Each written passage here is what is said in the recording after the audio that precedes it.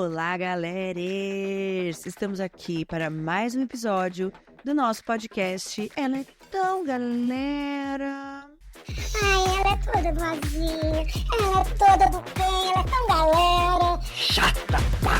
Bom, gente, falhei com vocês na semana passada, mas como eu já disse aqui outras vezes, tô tentando o quê? Respeitar o meu tempo das coisas. Mas agora voltei, fiz aqui algumas reflexões, alguns pensamentos, entrei em contato aqui com alguns sentimentos também em relação ao que pode ter acontecido na minha relação com o podcast, que é uma relação meio complexa. É um projeto que eu já falei aqui pra vocês, que demorou bastante pra sair do papel, já existe assim na minha cabeça há muitos anos, e eu tenho uma dificuldade de colocar coisas em prática, de materializar projetos e coisas que eu quero fazer. Eu tenho muitas ideias, mas eu tenho dificuldade de materializar. É signo de ar, né? Brincadeira, aquela. Na verdade, tem a ver, pra quem acredita em astrologia, e eu acredito muito, tem a ver, né? Porque eu sou uma sagitariana com ascendente em gêmeos. Então, isso me dá uma dificuldade de aterrissar coisas, assim. Eu fico muito avoada. Então, ter saído do papel é uma coisa importante. Só que o continuar também é uma coisa que eu tenho dificuldade. Mas acho que até mais do que sair do papel, sabia? Acho que o manter, pra mim, é bastante complicado. Porque eu tenho uma tendência também, assim, eu tenho Marte em Áries. Então é tudo pra ontem. Tudo na tropeira, tudo pra ontem. E aí eu quero que a coisa já saia, já aconteça como eu imaginei, como eu queria. E às vezes não acontece assim. Às vezes não. Sempre, né, galera? Vamos falar a verdade. As coisas nunca acontecem como a gente imagina. E que bom, né? Porque tem um lado bom e um lado ruim disso. Tem coisas boas que a gente imagina e quer que aconteça de um jeito super bacana e não vão acontecer. E pelo menos não exatamente como a gente imaginou. Porque isso é uma fantasia. É impossível acontecer exatamente como a gente imaginou, pois aquilo que foi imaginado existe apenas dentro de nossas cabeças. Não existe no mundo real. E o lado bom disso é que a parte ruim também não existe. Pra quem é ansioso, ansiosa, e como eu, e eu sei que tem bastante gente que me ouve que é, Que delícia. a gente também tem uma mania de imaginar muita tragédia. A gente também se adianta muito na coisa de esperar o pior, né? Se a gente esperasse só o melhor, se a gente fantasiasse só com o melhor, estaria legal, seria bacana, porque provocaria sentimentos positivos. Uma vibração lá em cima, uma coisa bacana. Até tem uma coisa muito curiosa que quando eu aprendi isso sobre o cérebro e o sistema do nosso corpo, mudou a minha vida. Porque eu entendi muito melhor a relação do pensar com o sentir, né? Como a gente manifesta no corpo e nas emoções aquilo que a gente pensa, aquilo que vem primeiro no mental. Calma que eu sei que eu já comecei viajando, mas vai fazer sentido, eu prometo, me acompanha, tá? Uma vez eu assisti um documentário, mini documentário, aquele da Netflix que se chama Explicando, acho, sabe? São episódios bem curtinhos, explicando coisas curiosas, assim, do mundo. E uma das partes dessa série, esse programa Explicando, é sobre a mente. Como a mente funciona e tal. E aí, acho que neurologista... gente, eu não me apego a esses detalhes, tá? Eu sou muito ruim nisso. Como diz em inglês, vamos pra Big Picture. Adoro. Então, o que acontece? Ó, vamos lá, me acompanhem aqui, tá? O cérebro, ele imagina uma situação. Então, ele faz uma fotografia de uma situação. Que pode ser feliz, triste, trágica, angustiante, enfim. Ele, baseado em imagens que a gente já tem, que a gente já vivenciou, já viu em algum momento, já capturou através dos sentidos, a mente forma uma imagem, né? Um filminho. Então, vamos supor, eu estou ansiosa, eu sou... A Cissa não gosta que eu falo que eu sou ansiosa. Eu acho que isso é muito determinante. Eu concordo com ela. Então, Vamos supor que eu estou nervosa, estou ansiosa com uma apresentação que vou fazer, que vai ser importante para minha carreira, enfim. E aí, meu cérebro está com medo. E ele tenta, que isso sim é um mecanismo de defesa, é um mecanismo positivo da ansiedade, ele tenta prever os cenários que podem acontecer. Tá, o que pode dar errado? E isso é bom no sentido de que, como eu posso me preparar melhor para isso? Então, a ansiedade tem essa função boa, de preparar a gente para situações das quais a gente ainda não conhece, as situações das quais a gente tem medo. Então, é uma coisa boa, quando ela está controlada. Então, você vai lá prever, tentar prever, na verdade, né? Porque, como a gente falou lá no começo, eu prometo que eu vou voltar lá. É impossível, né? Prever exatamente o que vai acontecer, mas o cérebro, ele vai colocando ali cenários. Acho que no Divertidamente tem uma cena que a ansiedade, ela mostra isso, assim, que ela vai fazendo todos os cenários possíveis de uma situação. Oi, gente, eu sou ansiedade. Então, beleza. Só que o problema é quando a gente se descontrola. E só projeta cenários negativos. Cara, isso é muito foda. Porque, não sei vocês, eu acredito que a maioria das pessoas seja assim. Pela minha experiência de campo, pela minha empresa de pesquisa, que sou eu mesma, com as minhas amigas e amigos, acho que a maioria das pessoas funciona mais assim, na base da tragédia. mesmo, que delícia. Aí você vai lá, vamos supor, eu tô em essa apresentação, eu vou lá, imagino que eu vou errar tudo, por exemplo, que eu vou esquecer o texto, que eu vou esquecer o conteúdo que eu vou falar. Então, o que acontece? O cérebro vai lá, cria essa imagem da situação trágica onde eu esqueço aquilo que eu ia falar. Só que o meu corpo, ele não sabe, né? Meu corpo, meu sistema, não sabe. Olha isso, gente, isso é uma coisa muito louca. Vem comigo. O meu corpo não sabe que aquela imagem que o meu cérebro está formando não é real, certo? Porque, ó, vamos lá. Gente, tô falando isso de uma forma muito rústica, tá? Não sou médica, eu sou neurocientista, eu nem um caralho disso. Eu sou apenas uma curiosa. Então eu tô explicando aqui da minha maneira rústica. Quando você capta com os olhos uma cena, essa cena, né, imprime nos olhos e os olhos mandam uma informação pro cérebro, falando, olha, o que a gente tá vendo aqui é isso aqui. E o cérebro vai dar os comandos do que a gente precisa fazer naquela situação. Então, olhei uma cena. Putz, tá maior solzão. Preciso o quê? De uma sombra. Então o cérebro vai lá procurar uma sombra. É assim que eu imagino, tá? Pra simplificar mesmo. Pra minha audiência leiga, aquela. É que eu sou leiga também. Espero que eu não esteja falando uma besteira muito grande, mas eu acho que não, porque faz sentido. E aí, quando eu projeto a cena dentro da minha cabeça, o meu corpo acha que é real aquela cena de tragédia. Então ele se prepara para responder aquela cena, mesmo que a cena não esteja acontecendo. Gente, isso é muito louco. Isso quer dizer o quê? Que se eu imaginar que eu estou diante de uma plateia e preciso falar uma coisa e essa coisa não sai, eu esqueci, o meu corpo reage a isso e cria já um nervosismo e uma ansiedade como se eu estivesse neste local, neste momento, acontecendo aquilo de verdade. E ele responde, o sistema nervoso, o sistema endócrino, né, os hormônios, tudo reage, tudo, gente. O cardíaco, tudo reage de acordo com a situação que você está imaginando, ainda que ela não seja real. Vocês entendem que para o nosso sistema nervoso, para o nosso corpo, para nossa mente, tem pouquíssima diferença entre o real e o imaginado? Gente, isso abre tantas abas que a gente poderia explorar. Eu já começo a pensar nas pessoas que a gente fala, essa pessoa vive no mundo paralelo. Ou pessoas que realmente têm alguma questão neurológica e às vezes dissociam da realidade, né? O quanto isso é real e a pessoa sente no corpo. Não é que a pessoa tá inventando o sentimento, não é que a pessoa tá falando aquilo que ela tá sentindo, ela tá inventando, ela tá realmente sentindo, porque dentro da cabeça dela é aquilo que ela está vivendo. E a mesma coisa é o que nós todos fazemos. Em situações de ansiedade, em situações de nervosismo. A gente cria aquele cenário medonho na cabeça, com um problema gigantesco, e o corpo imediatamente começa a palpitar. É claro.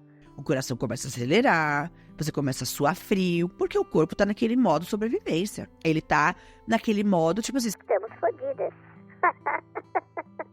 Então, querida, vamos agilizar. E ele bota no corpo todas as reações. Aí, qual o problema disso, né? Isso tudo, gente, eu aprendi na série, tá? Eu vou deixar da descrição do episódio o link com a indicação de qual que é esse episódio do Netflix com essa série que fala sobre a mente, né? Pra vocês verem também. Mas é legal lá, porque ele coloca todo um gráfico, assim, um desenho, explicando como que esse sistema vai sendo acionado, engatilhado, e por que a gente acaba ficando o tempo todo em alerta. É muito bizarro.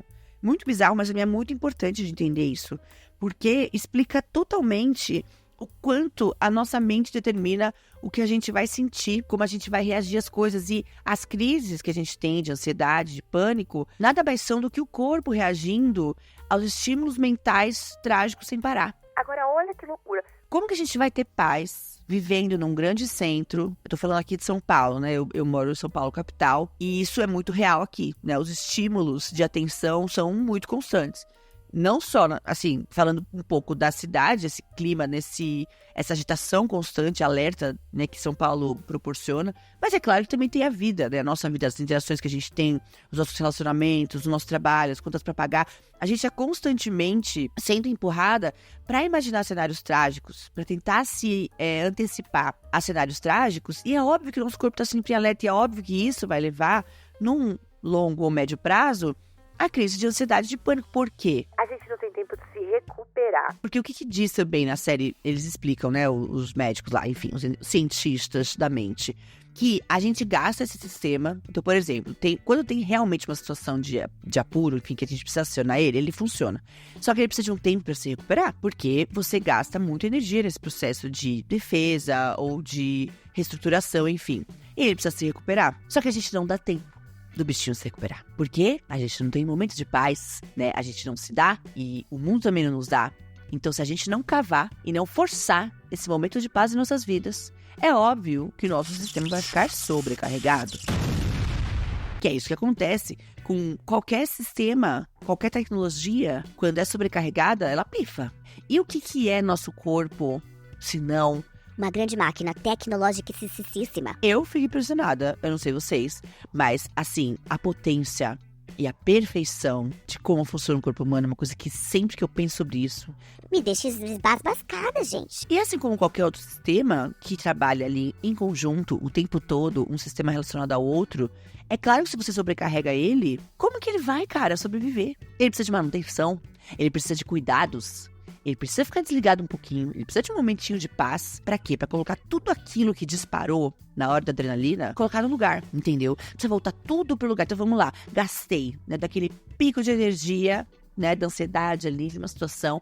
Ele vai lá, ele gasta energia pra reagir. E depois ele fala, Bom, eu já fiz minha parte. agora tu faz a sua. É assim que o corpo fala, não sei se vocês já ouviram, eu já. Ele fala isso. Ele se recupera sozinho, gente. Só que a gente precisa dar o tempo dele. E o que a gente faz? Não dá. A gente puxa o bichinho até o limite. A gente se coloca em situações estressantes, uma atrás da outra. A gente tem pouca ou quase nenhuma inteligência emocional para lidar com as coisas que a gente tem que lidar. A gente tem um sistema esmagador, moedor de gente, atuando sobre nós, e nós alimentando ele. E é o capitalismo novamente que eu estou falando, galera. E a gente não deixa o bichinho falar, olha, vamos sentar ali numa grama? É o corpo falando, tá? Vamos sentar ali numa grama? Vamos dar um tempinho? Vamos olhar um céu um pouquinho? Vamos ler um livrinho? Vamos deixar um pouco o estímulo digital de lado? Vamos tomar uma água? Reidratar esse corpo podre, que não toma água não sei há quanto tempo. E aí, quem sabe? Me dá esse tempinho. Ele não pede muito da gente. Se você for ver pra tudo que ele faz, e aqui eu tô falando corpo, englobando corpo e mente, né? Porque eles não existem separados. Então, quando eu falo corpo, entendo que é todo o nosso sistema. Então, todos os nossos corpos. Aí eu chamo as místicas pra conversa. São todos os nossos corpos, que eu, né, acredito. Nós temos vários corpos sutis, né? Além do corpo físico, ali pelo menos uns 7. Então, todos eles precisam se recuperar, gente. E eles não pedem muito, não. É isso que eu falei que eles pedem. É uma calma, é uma pausa pra falar assim... Ó, vamos tentar agora não pedir exigir demais de mim, só pra eu poder aqui fazer uma auto-manutenção aqui. E aí, o que ele faz? Se você dá esse tempinho pra ele tá pronto pra outra. Agora, se você não faz, o bichinho fica o quê? Sobrecarregado. E você não dorme direito, você não come direito, tá sempre com o cu cheio de açúcar, cachaça, não descansa, tá sempre no celular, tá sempre caçando o problema dos outros pra cuidar. Não bebe uma água, não toma um chá, não come uma comida saudável, entendeu? E depois vai no psiquiatra falando, Nossa, não sei por que não consigo, tô ansiosa. não consigo organizar as ideias. Porra, cara. Mas quanto tempo levou pra você fazer esse esgotamento com o seu corpo? Eu tô falando você, mas eu tô falando de mim. Tô falando para mim. Isso aqui é quase como a minha própria terapia, minha autoterapia. Porque é isso que eu faço comigo mesma. Porque eu preciso falar isso e me ouvir. E aí, gente, eu queria voltar numa consulta que a Preta Velha que eu trabalho, ela deu esse sábado. Como vocês já sabem, eu estou na Umbanda, eu sou médium de incorporação, eu tô trabalhando já, dando algumas consultas e tal. E nesse sábado foi trabalho de pretos velhos. E aí incorporei a Preta Velha. Primeiras pessoas que passaram comigo foram crianças, fiquei felicíssima. Porque criança, gente, é tudo de bom atender criança. É uma energia tão boa, eles são tão de boa, tão inocentes. Olha, você não vai pegar uma criança muito carregada. Você pega, as crianças tão fofas. O que você faz, aliás, agradece, ela sorri. Tem umas que são tímidas, né? Tem umas que não querem olhar pra tua cara, fica com um pouco de medo. Mas eles são muito fofos, a energia é muito maravilhosa. Dificilmente tem uma coisa, assim, muito pesada pra fazer. Então é uma delícia. Aí eu bem pensei, eu confesso pra vocês. Pensei assim, Ai, bem que hoje eu podia só atender criança. Gente, é um segredo, tá? Entre a gente aqui, não conta pra ninguém, tá bom? Mas eu pensei isso.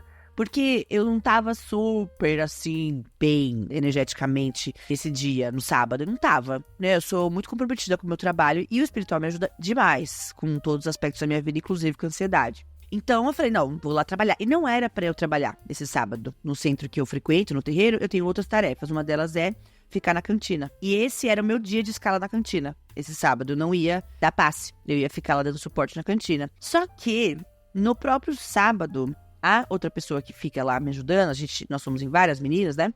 Mulheres.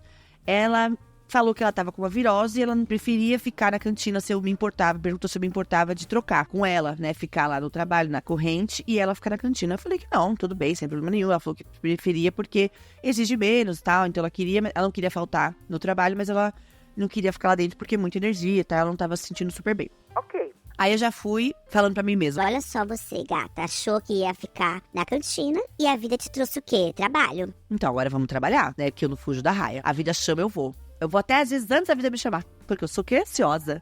Então, às vezes, a vida nem chamou, eu já tô lá, indo. Isso me prejudica um pouquinho. Mas nesse dia foi a vida que me chamou. Eu tava bem tranquila, não tinha separado nada das coisas do Preto Velho. Mas fui chamada ao trabalho e lá fui eu, linda, maravilhosa. Atendi as crianças. Falei, então era isso. Eu precisava sentir essa energia, eu precisava dessa troca com as crianças. É só isso que vai acontecer. Ledo engano, não é, pessoal? O que aconteceu foi que eu atendi as crianças e depois veio uma senhora passar comigo, com a Preta Velha, né, na verdade. E a senhora tava cheia de aflições. Contou um monte de história, umas histórias bem pesadas, assim, da vida dela. De várias situações que estão acontecendo com ela e tal. E a Preta Velha, muito pacientemente, com muito amor, escutou-a e deu vários conselhos, enfim. Mas uma delas é a que eu quero trazer aqui, porque eu acho que tem a ver com o começo, com o tema que eu falei. A Preta Velha falou assim pra ela: O que você faz por você, a gente faz em dobro. vocês entenderam? Acho que eu nem queria explicar. Já poderia encerrar por aqui. Mas eu vou explicar pra vocês, eu vou explanar. O que ela quis dizer com isso? Isso foi totalmente uma lição pra mim também, tá? Eu sei, viu, Preta Velha? Onde quer que você esteja aqui me ouvindo, encostada, eu ouvi, tá? Eu entendi. Que é, se você não faz nada por você, é difícil a espiritualidade te ajudar.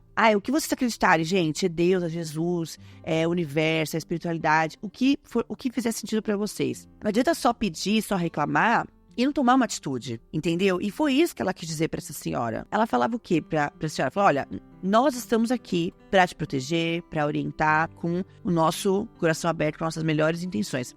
Mas, se você não toma atitude, a gente não tem muito o que fazer aqui do nosso lado. Mas o que você faz por você, a gente faz em dobro. Gente, vê se não vale a pena esse investimento. Olha o que ela falou, caras. E aí, isso pra mim essa frase ficou muito martelando na minha cabeça, assim, ficou muito marcada, porque sempre que a gente dá consulta, sempre tem muitas coisas que são pra gente mesmo, tá? Assim, todos os pontos principais das consultas, a gente tá falando quase que pra gente mesmo. A gente é muito, muito louco. A questão que você tá enfrentando na sua vida pessoal, quando você vai pro terreiro trabalhar, pode ter certeza que os consulentes que vão passar com você têm a ver com o que você tá passando. Gente, é muito bizarro. Algumas consultas aí, já faz uns 6 meses, talvez, que eu esteja na corrente, ou menos, mas sempre, a situação que eu tava passando na minha vida pessoal, profissional, que seja, na minha vida, né, enquanto médium da Mariana, foram as temáticas que as pessoas que passaram com as minhas entidades levaram. E as entidades falando pra elas e falando pra mim. Eles quase que falam assim... Se você não ouviu, você é burra. Mentira, eles não falam assim porque eles são muito gentis, educados, né? Não, são espíritos, assim, de luz. Então não vai falar que eu sou burra. Mas só falta, porque é isso. É tipo assim... Olha, tô falando aqui pro consulência, voz alta, pra ver se tu ouve também, porque depois você não vem me chamar. Então essa frase específica, faça por você que a gente faz em dobro, ficou muito marcada. Porque isso serve, gente, pra tudo. Pra saúde mental, pra saúde física, pro trabalho, pras relações. Assim, ir no médico, não adianta ficar reclamando, tô com dor, que meu pé tá inchado, porque minha cabeça tá doendo. Foi no médico? Não fui. Então fica difícil, né? Pedir a cura.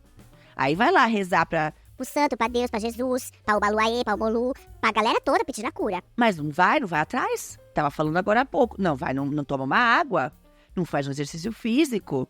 Tá toda estrepada, toda estragada, mas também só fica o dia inteiro trabalhando, se estressando, cortisol lá em cima. Ai, porque eu tô com muita cólica. Ai, porque eu tô com dor no joelho. Ai, porque meu fígado. Foi no médico?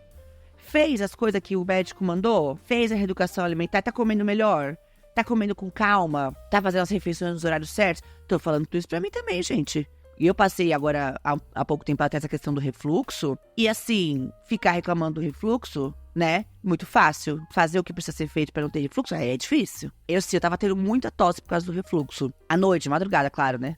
Como sempre, as coisas pra atrapalhar meu sono. Então eu tava tendo picos de refluxo de madrugada e tossindo muito por causa disso. E aí fui na médica, fiz endoscopia, ela deu remédio. Mas o que a médica falou pra mim? Tem que fazer educação alimentar. Posso te passar o remédio, mas se você não melhorar a alimentação, não comer mais cedo, não comer mais coisas leves, não diminuir açúcar, café, tudo que eu gosto, gente. Tudo que eu tava acostumada a comer e gostar. Café, açúcar. Pimenta, gente. Não pode. Coisa muito condimentada, não pode. Porque dá problema também do refluxo. Coisa ácida, eu amo, né? Tudo que eu amo. Um limãozinho, encher o arroz e feijão de limão. Já comeram arroz e feijão com limão? Muito muito bom. Então, assim, tudo isso tem que ser olhado. Tá tomando remédio certinho? Tá comendo melhor? E é aquilo que a Preta Velha falou. O que você faz, a gente faz em dobro. Mas se você também não fizer, não é a gente que vai fazer. Brincadeira, gente. Às vezes eles fazem sim, viu? Às vezes eles dão um empurrãozinho, tá? Vou contar pra vocês. Mesmo às vezes quando a gente não faz, rola um empurrãozinho. Mas tem que fazer por onde também. Tem que ter uma humildade, tem que pedir uma ajuda. E tem que mostrar que, assim, recebeu a ajuda, recebeu a orientação, vai fazer. Porque não adianta nada receber a orientação e não fazer. A mesma coisa que se aplica aos médicos do corpo físico, se aplica aos médicos espirituais, que são as entidades. Se o médico fala, olha, pra você melhorar disso aqui, você tem que evitar isso, tomar esse remédio, descansar, ficar de repouso, do cacete que seja. Se você não faz, o que acontece? Morreu! Não melhora, certo? Na espiritualidade é a mesma coisa.